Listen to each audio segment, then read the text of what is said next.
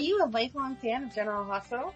Are you a new fan who wants to know more about the history of the show? Do you enjoy talking about the show with others? Do you find yourself yelling at the TV? Is your self-care an hour a day in Port Charles? If so, we invite you to join hosts Amanda Kimmel and Shannon Coach at the place where all the hidden conversations take place and secrets are revealed. Meet us at Pier 54, a General Hospital fan podcast. Hi! Hi! Shannon's power posing. I don't know why. I have had a lot of cough medicine and elderberry syrup, and apparently tomato juice is supposed to be really good for a cough. Oh, I didn't know that. Yep. So if you hear my voice sound weird, it's because I have an endless supply of cough drops in my mouth at all times today, because if not, I sound like I'm dying. There you go. And that's my introduction to welcome to the Port Charles 411, all about Taggert. Marcus is Taggert, I guess we're supposed to say, but he's just Taggert. So we are so super excited, and I am going to give Amanda this one-time pass on spoiler. I had to. What? I know you did, and I had to. It has really helped our show. See? So, you're welcome. Yep. You were just too excited. I couldn't let you. I was. Well, and do you know what's crazy too is that there is a girl on Instagram, Only One Tracy. Her name is Tracy Cruz. She's an amateur artist who loves drawing those who inspire me. I mean, it's been really quiet that he was coming back. Mm-hmm. I mean, I don't think I saw any spoilers until I told you there was one.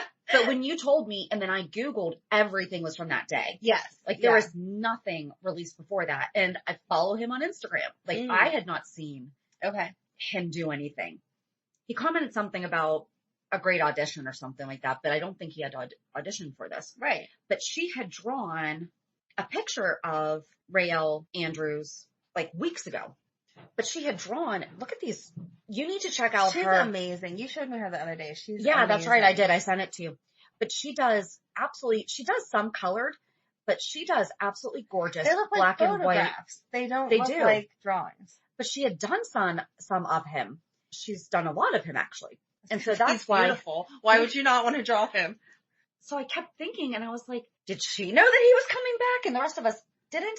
But seriously, follow Only One Tracy, and it's Tracy, no E, Tracy Cruz. Great art. Yeah, she's very talented. Very, very talented. And she's done a lot of pictures of Raelle Andrews. That makes me jealous. I have no artistic ability whatsoever. My mom would still talk about this bunny that I drew when I was 7. She's like, it looked like it was about ready to leap off the page. And I'm like, that's great. Must have been a one-time deal. Right. It was on one of those, remember those little pink pads that we would get that were like the wax? Oh, yeah. That it would have like that film. Right. And you just drew. And then you lifted the wax. Yep. Got it. Because that has everything to do with Marcus Taggert. But anyway, so we are going to share with you about Marcus Taggert because he's been gone for 17 years. Wow. So there is a really good chance that a lot of our listeners. I don't like when you do math because I was watching YouTube and when it was coming up like 2000, 2002. I was like, it was only yesterday. That long ago. And then you do the math and I'm like, holy cow, it was so long ago. Yeah, it's not fun. It's not. We're not that old. So Amanda's going to get us started. All right. Marcus Taggert grew up in Brooklyn where he got into trouble. He then met a kind police officer who happened to be Sonny Corinthos' stepfather, Deke Woods, who took Marcus under his wing. Because of Deke's attention, Marcus turned his life around and became a policeman himself. And anyone who's watched General Hospital knows we hate Deke, but if you are a newer viewer, you don't know the whole backstory. So Shannon's going to give us that real quick because without it, the whole relationship between Sonny and Taggert doesn't make any sense. Right. Or it does because Sonny is a mobster and he's the police and Taggert's the police, but Taggert has a special vendetta against. The depth of this relationship. Right. Is more than business. Exactly. You know. So we're going to do our first ever mini 411 and another 411. So Deke Woods is Officer Timothy Deacon, quote, Deke Woods, is a fictional character from General Hospital. He was married to Sonny Corinthos' mother, Adela, and although he was only shown in flashbacks, he is one of the most influential characters in Sonny's life. He got married to Adela when Sonny was about 7, and 3 weeks into their marriage, he started beating both Adela and Sonny. To outsiders, He appeared to be a nice guy and was a well-respected police officer. But behind closed doors, he continuously beat and verbally and emotionally abused both Adela and Sonny. He often locked Sonny in a closet, which is what caused him to be claustrophobic. Yep. Sonny now distrusts the police since Deke, a so-called good guy, was two-faced, a cop on the outside and a raging wife and child beater on the inside. Sonny was 16 when Deke beat him for the last time. Sonny fought back and almost killed Deke, but Adela stopped him and told him to leave. But without Sonny there to take the beatings, Adela became the focus of Deke's violent rages. Deke met Marcus Taggert when Marcus was a child. Marcus was a troubled kid, and Deke was someone he could look up to. Deke was good to Marcus and made him want to become a cop just like him. And Marcus did become a cop, and he was Deke's partner when he was a rookie. Then, one day, Deke beat Adela so badly that he put her in the hospital, but being an unscrupulous coward, he pinned the blame on Sonny and told Marcus to go after him. Of course he said that Sonny beat his mom. Yeah. Sonny is a great many things. He's a cheater, he's a liar, he's a mobster, he's a coffee importer, but he does not beat women. No. He's never laid a hand on any of the multiple women he's had. I know I always go back to her, and I feel like it's because she's the only female mob boss. Did he ever touch Faith? I don't think so. I don't think so. Maybe like grabbed her, like grabbed her wrist shoulders, or like, something, hey. but he never beat. Exactly. Not saying that any physical aggression is okay, but the way I think of someone who beats someone up, there's like black and blue marks, and they need to be hospitalized. He's never done anything close to that. Okay. I agree with you. And that's, man, I think just for the amount of time that I remember Faith Roscoe, we just need to do a whole thing on her. Yes. And so this is when Sonny was making his break, and it's like Marcus was kind of filling that void of Deke's quote son. Sonny was starting to see Joe Scully as more of a father figure. Right. So Sonny told Joe Scully, the local mobster who took him in after he left home, what happened, and Joe told him to be out in public the next night. Yeah. Alibi.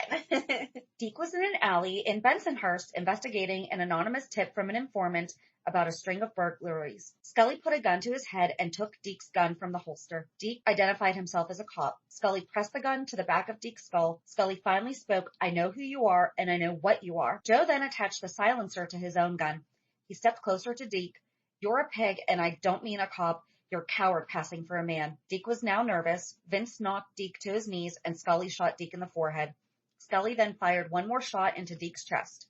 I think that's symbolic, isn't it? Isn't that? I think that I don't know. I'm sorry. I think in all the mob movies that I've watched, I think that the way that they shot him is a symbol of something. Okay. The next day, Deke's body was found in an alley, shot in the head and the heart. Okay. There you go. Marcus blamed Sonny for killing his mentor and partner and vowed to get revenge. Deke's abuse towards Adela eventually led to her early death. His abuse towards Sonny and Adela continues to cause Sonny great grief.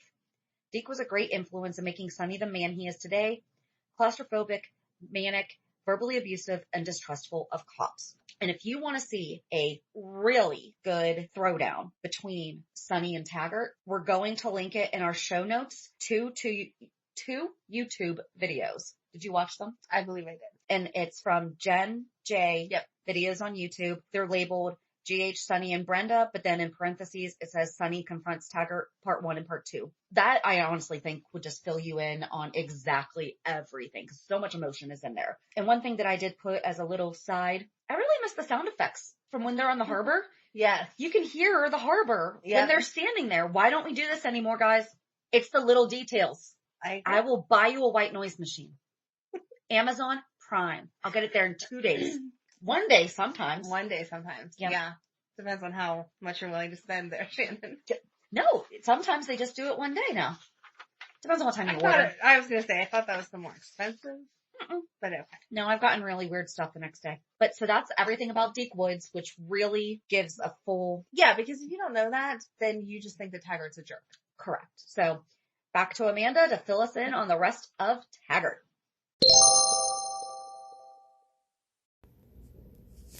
Do you have an idea for a podcast but don't know where to start?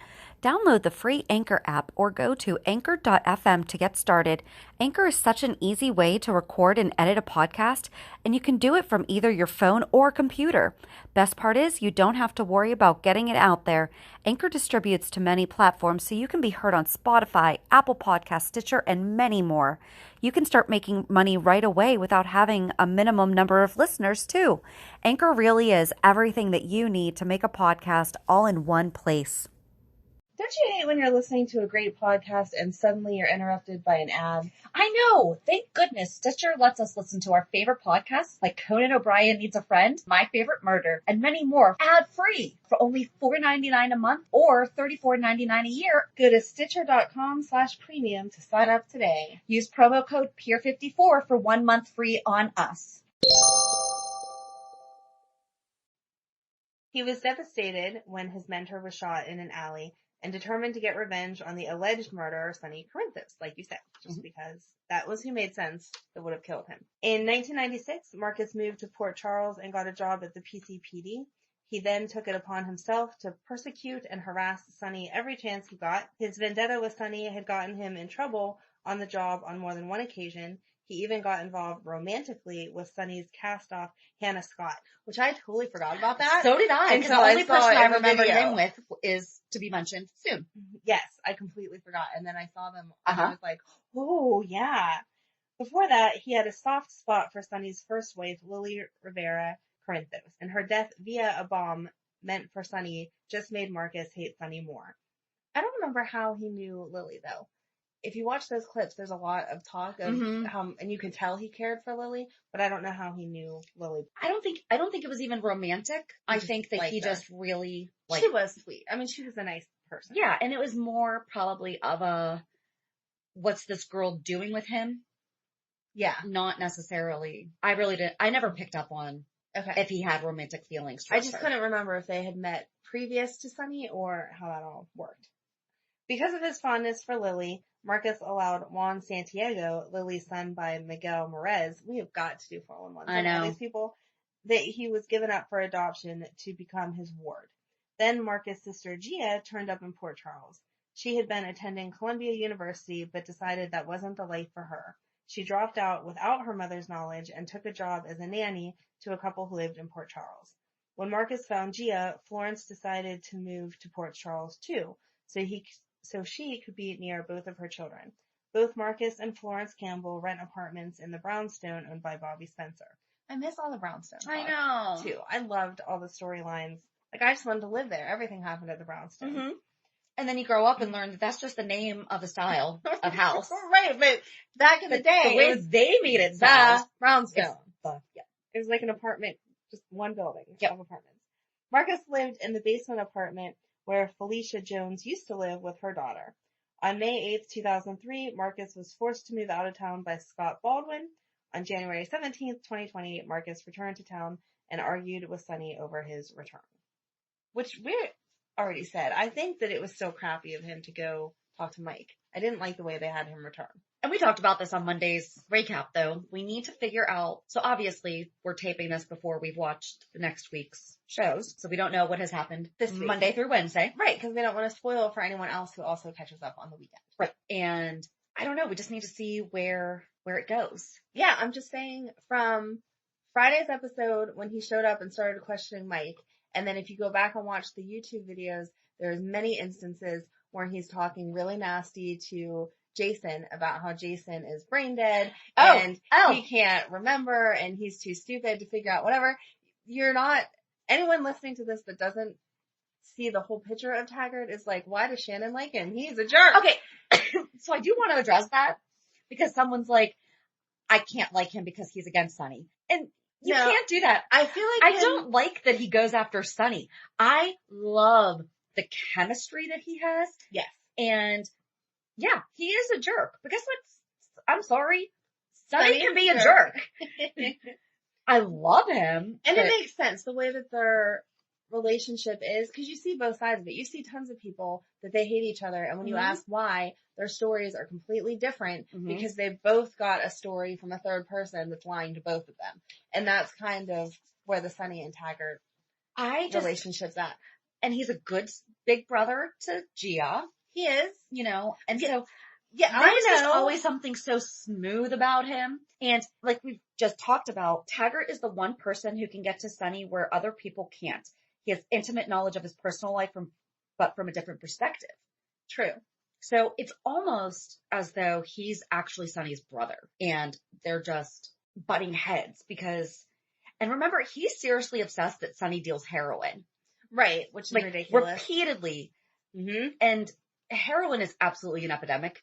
I don't remember it being as big of an epidemic. I knew that it was not a good thing in the 90s. Right. But for him to be so all about this heroin. I think it was in the bigger cities. Yeah. Maybe. We're kind of sheltered. You know what? They always say Pittsburgh gets it last. Yeah. Which is funny. But it's the truth. Yeah. Because, that's a whole other podcast. But I did want to talk about that Riel Andrews was the originator of Taggert, but he was temporarily played by Matthew St. Patrick in 1997.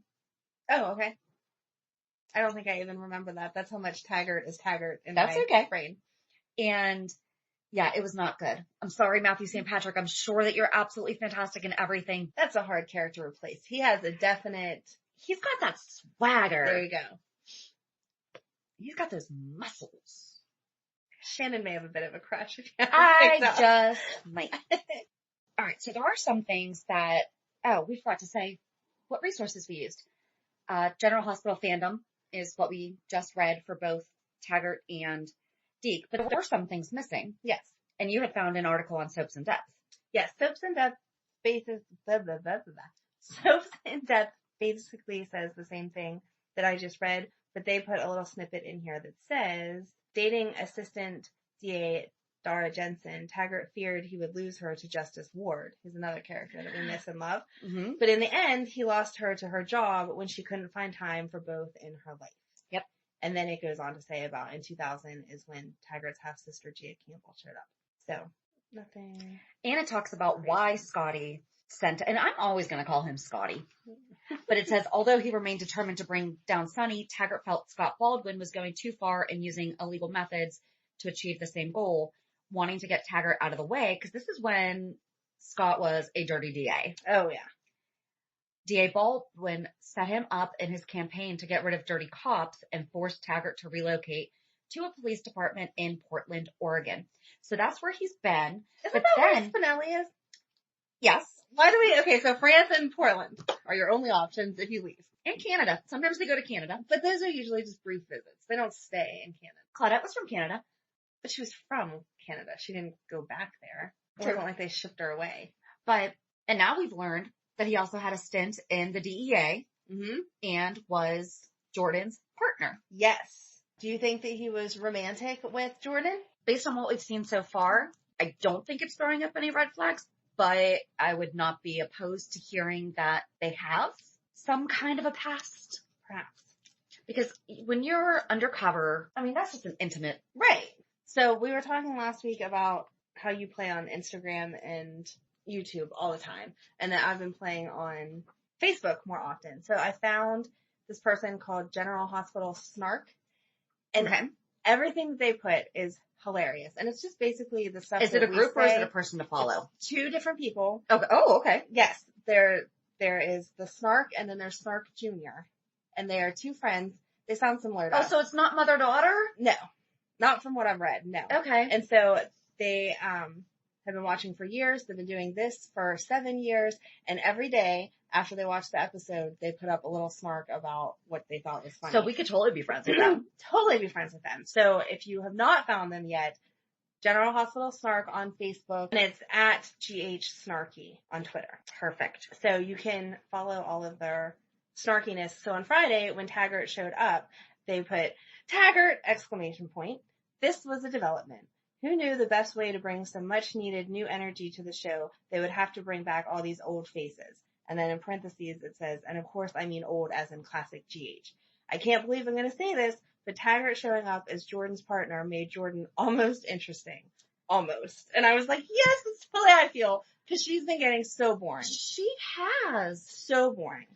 And yeah, we'll just leave it at that because this is not about Jordan. It's not about Jordan, but it's definitely going to bring some life back into her character, hopefully. I wonder if it's going to cause some friction between. I don't know. I don't know if they were romantically involved and this is going to cause issues because I think Jordan is boring on a good day and Curtis. Recently. I mean, she used to be a little bit more. I never really liked Jordan, but Curtis always brought some spice to everything and he's been kind of blah lately too. So who knows? We need to step it up on. I wouldn't be opposed to Taggert's throwing a couple issues Stirring the in pot there. a little bit here. Yeah, making it more soap opera-y for us. Yes.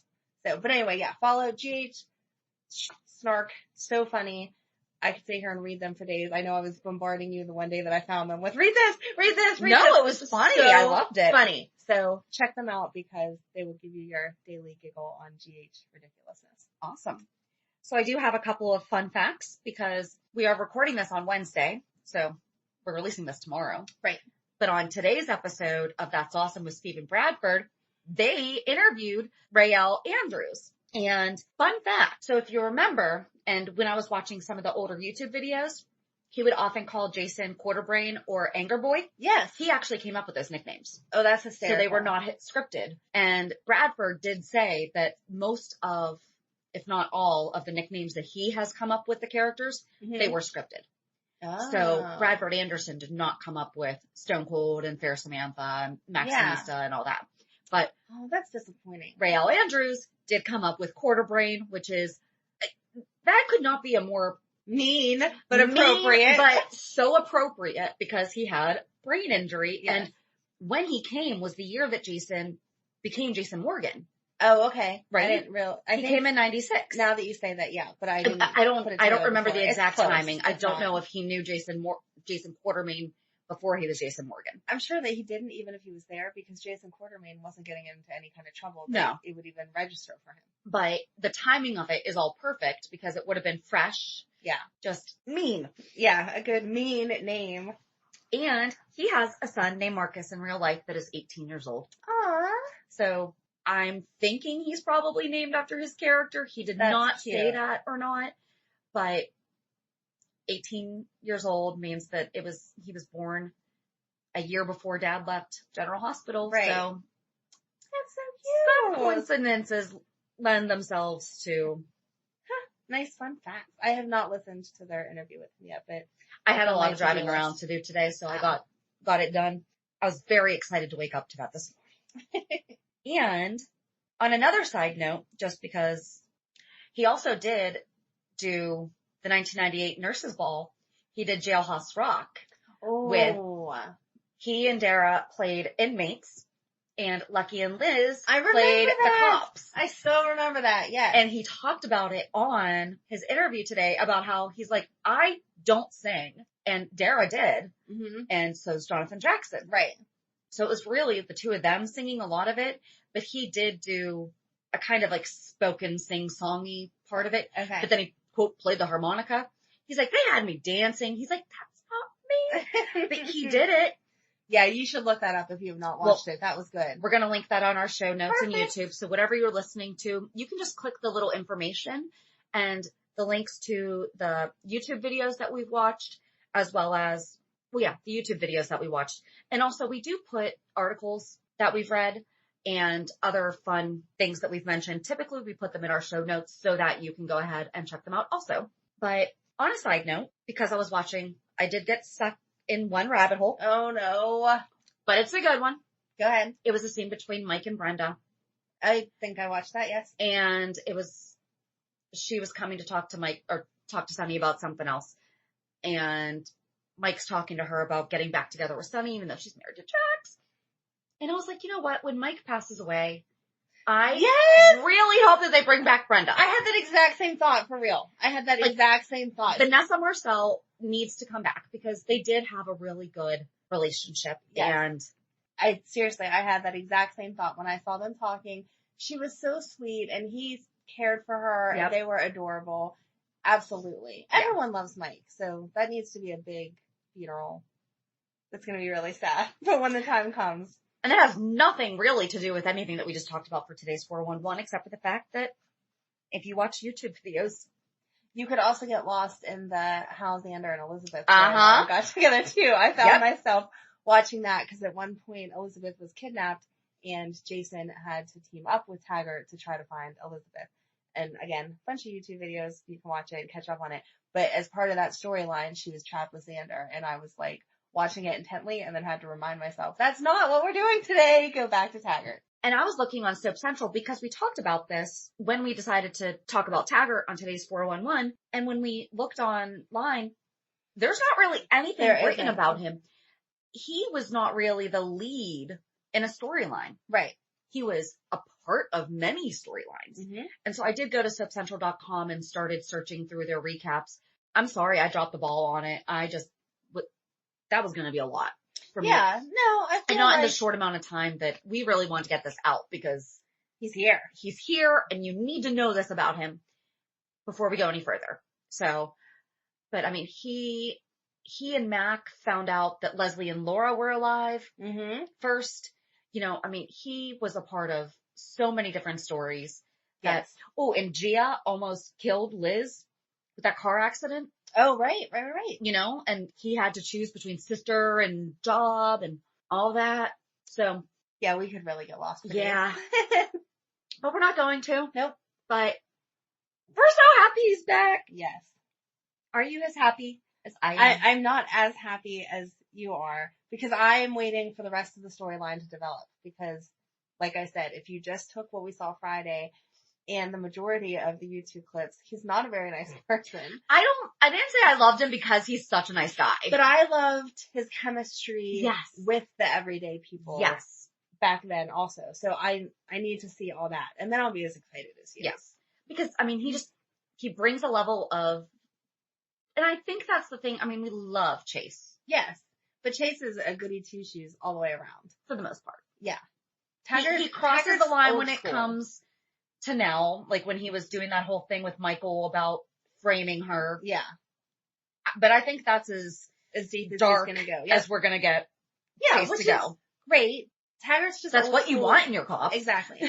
But Taggert's the good soap opera. Yes. Police officer. And he's old school GH, which is what I think everyone's been missing. So. Yes. So, you know, if you have a favorite memory of Taggert, be sure to let us know. Comment on one of our social media platforms. Shoot us an email, pier54podcast@gmail.com. You can leave us a message on our website as well. We'd love to hear some feedback from you. So we hope that you've enjoyed learning a little bit more about Marcus Taggert.